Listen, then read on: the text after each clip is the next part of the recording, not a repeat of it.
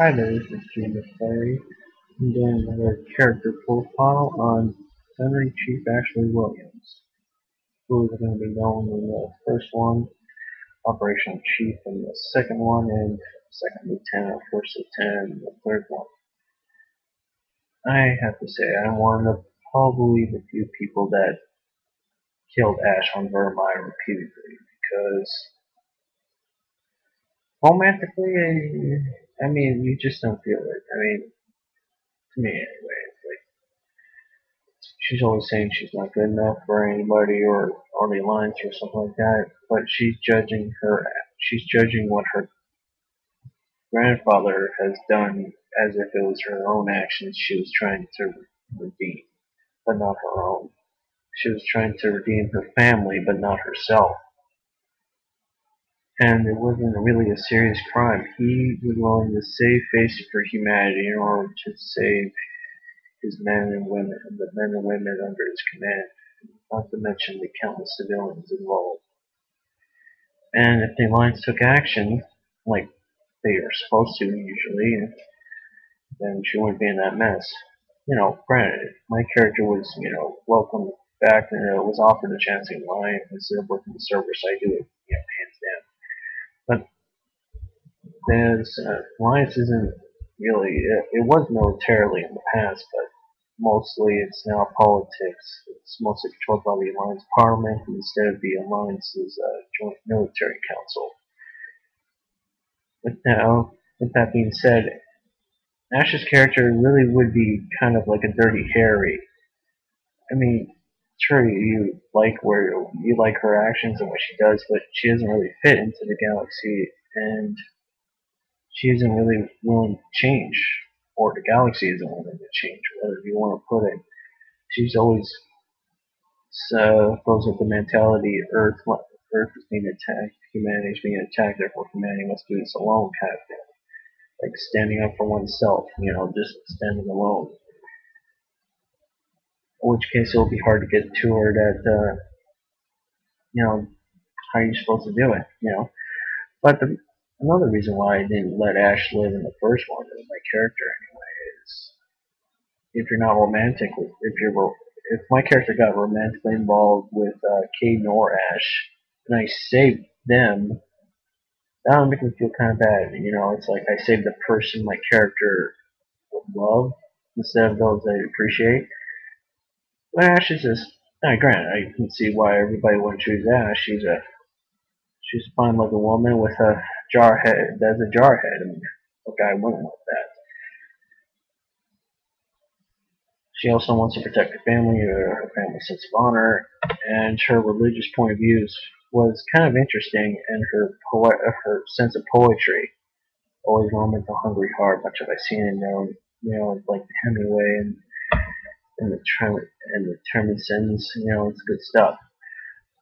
And the religious point of view is kind of interesting considering that the in the Mass Effect universe, when they discover the ancient ruins on Mars, they find out that the Protheans made it, and and they find out they're not alone in the universe or what have you. All the major religions get demolished, all new ones get established after the fact, like what probably would happen if there were people out there that people have to find out and confirm it. And everyone knows that we're not alone. Chances are that probably would happen. But with Ash's character, she just seems so fixed on a death wish that if you try to save her, it would be discrediting her. She wants to die with honor and dignity and whatnot. Also, I like Caden more than Ash when it comes to my character. I want to probably just want to get with Granted, there might be a little Captain Kirk in me wanting to go with Dr. Tisoni. Granted, I've never watched a Star Trek episode or movie, so don't know how I got that reference down. With Caden, you get more of a likable conversation. Not to mention, he talks about the crew's problems rather than themselves, where Ash focuses mostly on her little problems, her little quirks. And the fact of the matter is, even though she has a commanding officer, she has the hots for, continues to pursue it anyway, even though she wants to go by rules and protocol. Now, whether it's Caden or Ash in the Mass Effect 3, in which case both of them, one or the other, will become a Spectre, and one or the other will die. Quite frankly, I could see Caden being a better Spectre. He's always by the book, he always he's thinking logically. Ash just goes by her gut feeling and just, if she doesn't understand it, she gets rid of it. If you don't, you know, if you don't agree with that sentimentality, then that's fine by you. I'm making this post to state my opinions, not state someone else's. With Ash in the second one, she always seemed like I've seen clips of it anyway. I've done a playthrough or two with her in it, and she's always, it's like saying that my character betrayed her. Yeah, she wouldn't let my character get a word edgewise. Granted, Kane was no different, but I was more surprised by Kane's reaction as Ash's were both the same. In which case she doesn't trust Shepard as she can only see the Cerberus logo that may or may not be on Shepard's uniform. In which case she can't get close to the reality in front of her. But whether it's Kaden or Ash, I mean, if you've been told a lie from the alliances, like, this downplaying the whole Reaper threat, if you're told a lie for 2 years, how can you see the truth? Truth is only elusive for those who can't see with both eyes. Hopefully in Match 3, whether you pick Caden, Ash, or both, depending on how many playthroughs you're going to carry through, I should say, you're going to find it more interesting.